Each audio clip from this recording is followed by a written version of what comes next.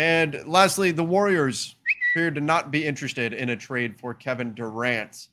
Not a surprise. I mean, when you're the reigning champs, and we've talked about this, that bench unit, it looks like a really good starting five for a rebuilding team, doesn't it? When you factor, Jordan Poole and Wiseman and Kaminga and Moody, you've got all these pieces that you're looking at. Dante DiVincenzo's in there now as well. That's a pretty darn good bench unit. Plus, of course, your starting five. You've already got a team that just won a championship. I understand the appeal of going and getting Kevin Durant, and there's a lot of history there, and that's got to be factored in too. How does all that come into play? Kevin Durant's no question an incredible player, but the Warriors aren't in a spot where they feel like they have to go get Kevin Durant in order to win. They just showed that they can win with this team as is, and they've got some young guys with upside that they should be optimistic about for the future as well. So they've got some sustainability there. So I understand why they would want to just kind of, pump the brakes on this whole situation and just say, you know what, we're good with what we've got right now. I think it's also for the Warriors, it becomes, are we going to, right? Because it would have to be Andrew Wiggins that goes in this trade, plus whatever else you're sending out, probably a couple of the kids, couple picks or something like that.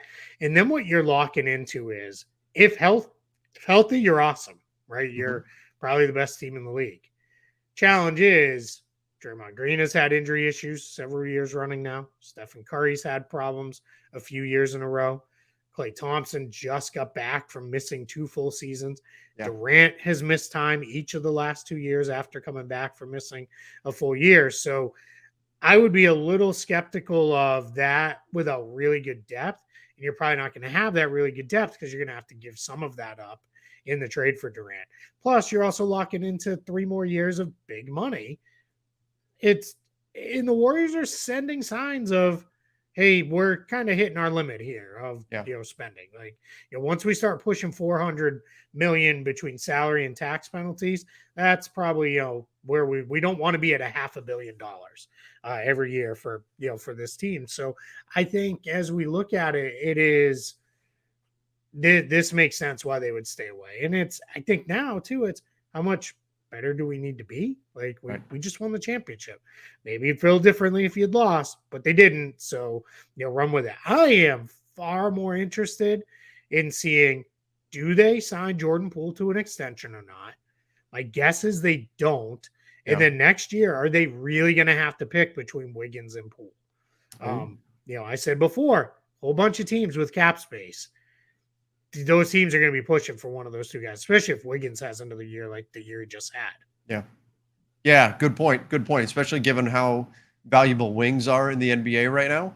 That's going to be interesting to see how all that plays out. And that's why, we had speculated that maybe the Warriors would hang on to Otto Porter Jr. or find a way to do so that they had a Wiggins replacement already on their roster. Now, maybe you can say that's Jonathan Kuminga, and he's going to be the heir apparent to Wiggins. But I think they do have to prepare for the possibility that they are without Andrew Wiggins after next summer. Yeah. Because if he has a season like he just did, I think he's getting another max deal, right? It's going to be really close. I mean, maybe not quite max, but I mean, it's going to be up there. I do think that there's going to be a market for him again, just given how scarce wings are in this market, particularly two-way wings. He's an all-star again, Yeah, I mean, look, like for Andrew Wiggins, he's got to be a little disappointed that he's not a free agent. He wasn't a free agent this offseason. Now, I know there wasn't a lot of money out there, but given the way he just performed and then what he did in the playoffs all the way through into the finals, I mean, he would have cashed in big time. So now he's got to hope to duplicate that this next season. And if he does that, I mean, somebody's going to give him really big money next summer. Yeah, I mean, he was easily the Warriors' second best player behind Curry in the finals. Yep. Like it's, so now you're talking all-star regular season, great playoff run. He was never as bad as people made him out to be in Minnesota either. He just was young and inefficient and didn't really know how to win.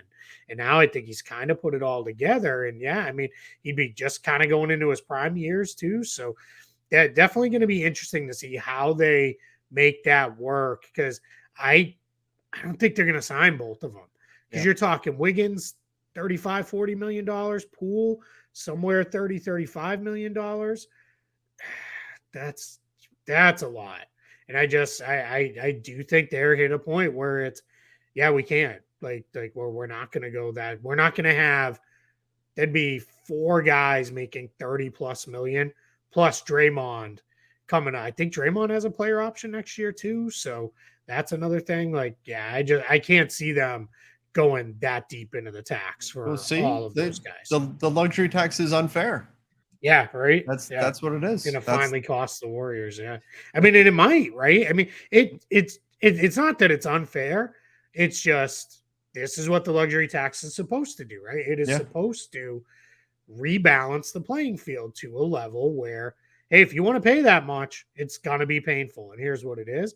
And I mean, we already saw it cost them Peyton and Porter, or at least one of the two, probably both of them, that they were like, we can go. Now, part of that is we got Kaminga, we got Moody, we got Wiseman, we ended up signing Dante DiVincenzo. We've got all these guys we can play instead. But yeah, I mean, this is a spot where if you're the Warriors, it is like it's all kind of coming home to roost now on the back end. And I think they're going to be very cautious.